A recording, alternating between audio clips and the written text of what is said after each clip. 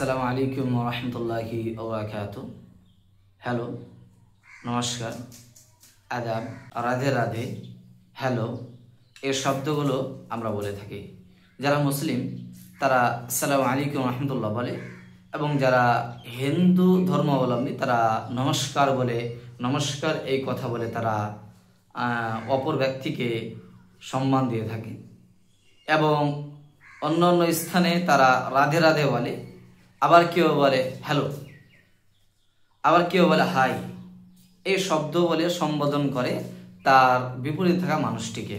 এবং যারা মুসলিম জাতি তারা আসসালামু আলাইকুম বলেই সম্বোধন জানায়। এই বাক্যগুলো যে রয়েছে কোনটা সঠিক সেটা জানার চেষ্টা করি। সম্মানিত উপস্থিতি, ধরেন যারা মুসলিম তারা আসসালামু আলাইকুম ওয়া রাহমাতুল্লাহ এই বাক্য বলে থাকেন।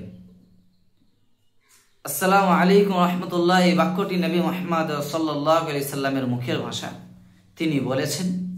এবং শুধু তিনি নয়, ইতিহাস যাদের জানা রয়েছে, ইতিহাস সম্পর্কে যাদের জ্ঞান রয়েছে বা ইলম রয়েছে, তারা অবশ্যই অবগত যে আদম আলাইহিস সালামকে যখন সৃষ্টি করলেন, ভূমিষ্ঠ করলেন, তখনই আল্লাহ তাকে বললেন ফেরেশতাদেরকে আসসালামু আলাইকুম বলো, তাদেরকে সালাম প্রদান করো, তাদেরকে সালাম দাও।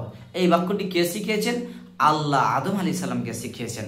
এবং সেই ইতিহাস সম্পর্কে বোঝা যায় যে সর্বপ্রথম সালাম দিয়েছেন আদম আলাইহিস সালাম, এবং সেই সালাম এখনো পরিচালনা রয়েছে এবং অনেক নেকি রয়েছে। পরিচিত ও অপরিচিত ব্যক্তি প্রত্যেকটা মানুষকে সালাম দিতে হবে, যা একাধিক হাদিস দ্বারা প্রমাণিত। সহিহ বুখারী হাদিস নম্বর 12, হাদিসটি বর্ণনা করেছেন আমি আব্দুল্লাহ ইবনে আমর রাদিয়াল্লাহু তাআলা আনহু বর্ণনা করেন, ক্বালা আন্না রাজুলান সাআলা রাসূলুল্লাহ সাল্লাল্লাহু আলাইহি সাল্লাম, এক ব্যক্তি রাসূল সাল্লাল্লাহু আলাইহি সাল্লামকে জিজ্ঞাসা করলেন, ইয়া রাসূলুল্লাহ, হে আল্লাহর রাসূল, আইয়ুল ইসলামে খায়র, ইসলাম ধর্মের মধ্যে শ্রেষ্ঠ ধর্ম কি? ইসলাম ধর্মের মধ্যে সবচেয়ে ভালো কাজ কি? ক্বালা, রাসূল সাল্লাল্লাহু আলাইহি সাল্লাম বললেন, তুতঈমুত তাআম, দরিদ্র অসহায় ব্যক্তিকে খাদ্য প্রদান করা ইসলাম ধর্মের মধ্যে শ্রেষ্ঠ ভালো কাজ।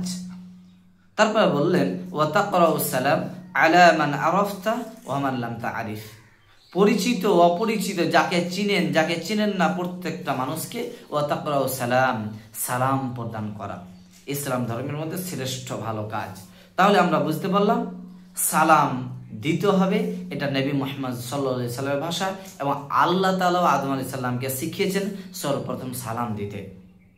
তাই সালাম শব্দের অর্থ আমরা দেখি আগে। সালাম শব্দের অর্থ হচ্ছে আসসালামু আলাইকুম, আপনার উপর শান্তি বর্ষিত হোক, ওয়া রাহমাতুল্লাহি, এবং আপনার প্রতি রহমত বর্ষিত হোক, ওয়া বারাকাতুহু, এবং আপনার প্রতি বরকত হোক।